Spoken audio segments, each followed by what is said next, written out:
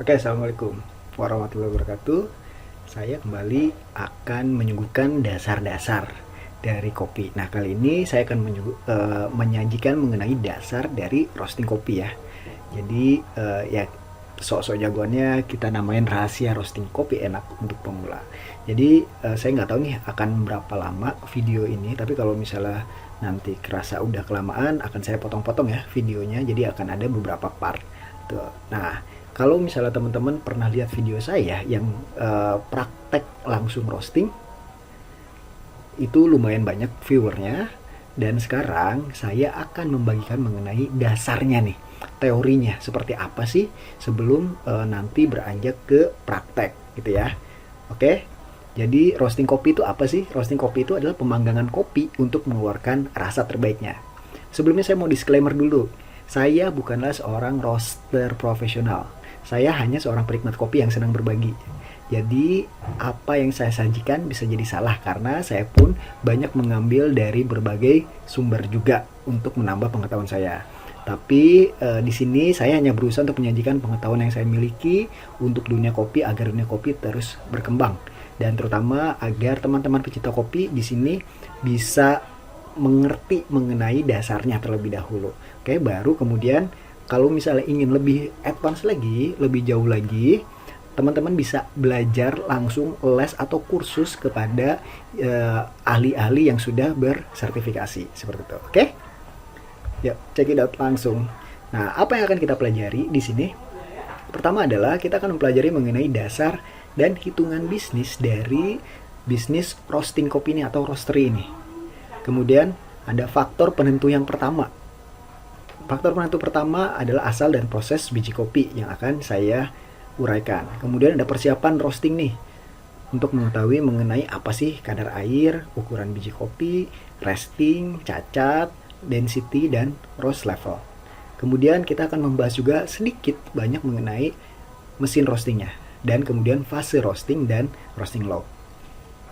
Oke, langsung aja masuk ke yang pertama. Kita masuk ke dasar roasting dan hitungan bisnisnya. Jadi dasar roastingnya itu kita mulai dari jenis kopi nih. Jenis kopi berdasarkan kualitas dan penjualan. Jadi kopi itu saya bagi menjadi 4 ya. Dan biasanya dunia kopi juga mengenalnya menjadi 4. Ada kopi instan. Kopi instan itu yang dijual dalam bentuk saset, umumnya sudah berisi kopi, creamer, dan gula tersendiri. Nah, merupakan grade yang rendah, grade 5, grade 6, dan Vixel banyaknya. Kemudian ada juga kopi komersial, umumnya disajikan di hotel, restoran, dan kafe. Grade-nya grade menengah. Kemudian ada kopi premium atau kopi grade 1, umumnya disajikan di kafe atau di kedai-kedai kopi. Grade-nya grade premium 1 dan 2. Kemudian cupping score-nya antara 70 dan 80. Nah, kemudian ada kopi specialty, umumnya disajikan di kafe-kafe specialty. Jadi nggak semua kafe juga menyajikan kopi-kopi yang specialty. Biasanya ada kafe-kafe juga yang menyajikan di grade 1 dan grade 2, grade premium, ataupun di grade komersial. Nah, cupping score-nya kalau kopi specialty ini adalah cupping score di angka 80. Tuh, jadi ini kopi specialty ini ya benar-benar kopi yang memang terbaik gitu yang disajikan.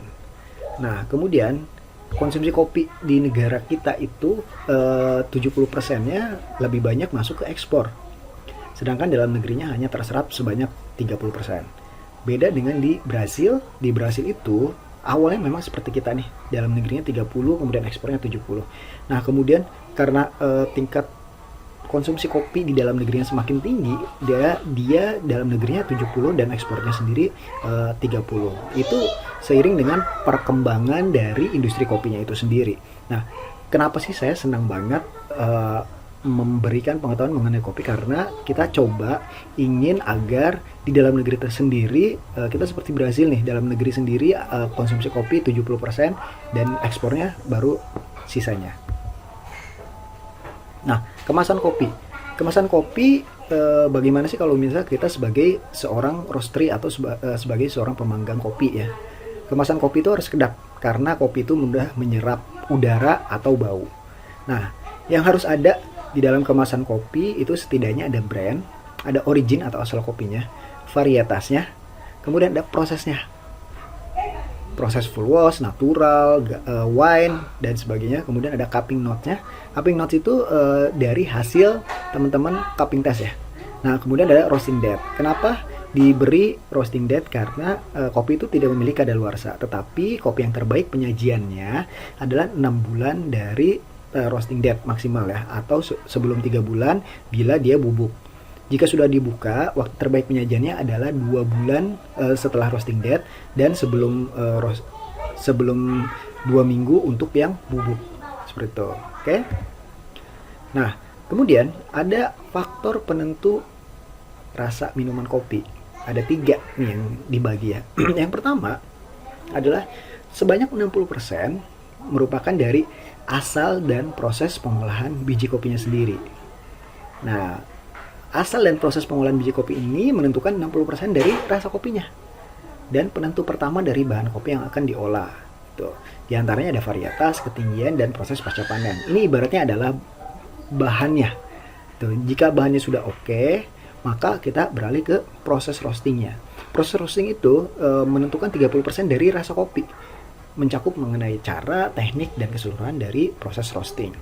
Kemudian 10%-nya ini ibaratnya kalau misalnya bahannya sudah oke dan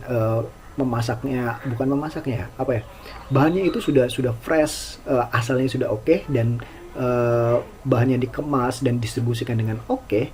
Nah, barista ini tinggal dia menyeduh ibaratnya gitu. Tapi ini juga dia menentukan, adalah ujung tombaknya. Menentukan 10% rasa kopi, sentuhan akhir yang menentukan rasa ini. Tuh. Nah, teknik dari barista, penyeduh, dan juga teknik dari seduhan kopinya ini. Oke. Nah, ini adalah hitungan bisnis dari roasting kopi.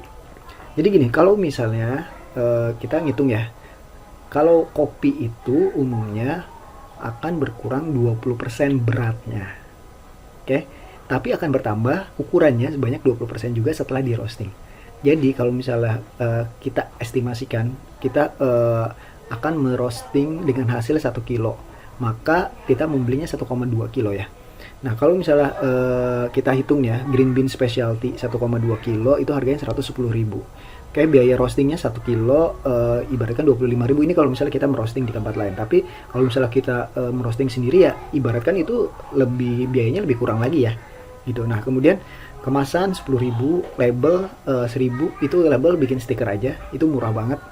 Kemudian total pokoknya adalah 146.000. Oke. Kemudian harga jual 1 kilo itu kalau misalnya yang specialty antara 200 sampai 300 ya. Bahkan bisa lebih nih kalau misalnya memang dirasa kopi roastingan Anda itu termasuk enak. Seperti kayak misalnya yang terkenal tuh ya, Halu Banana tuh, itu udah sekitar 300-an. Kalau masalah itu 300 lebih. Nah, keuntungan kita lihat ya tadi harga jualan 250. Kemudian ada total bahannya 146. Nah, total HPP-nya. Maka ada keuntungan 104.000 gitu. Itu per 1 kilo. Kalau misalnya dalam 1 hari terjual 4 kilo, maka di dalam 30 hari ada keuntungan 12.480.000. Oke. Nah, kalau misalnya Anda beli, modal Anda adalah mesin roasting, misalnya 100 juta, mesin roasting yang agak mahal nih, yang 100 juta. Ya, atau enggak dikurang-kurangin lah plus dan biaya-biaya gaji-gaji karyawan. Maka Anda akan mendapatkan ROI, atau kita akan hitung bahwa itu akan balik modal hanya dalam waktu 8 bulan. Menggiurkan ya untuk bisnis roasting kopi ini gitu. Tapi ini ya depends on penjualan Anda berapa per harinya, nanti seberapa banyak Anda bisa menjual dan berapa enak mungkin si kopinya tersebut. Oke? Demikian video kali ini. Kita akan lanjut lagi ke video berikutnya. Nah, ini dia faktor penentu rasa pertama, asal dan proses biji kopi. Oke? Cek video terus di video-video saya berikutnya. Assalamualaikum.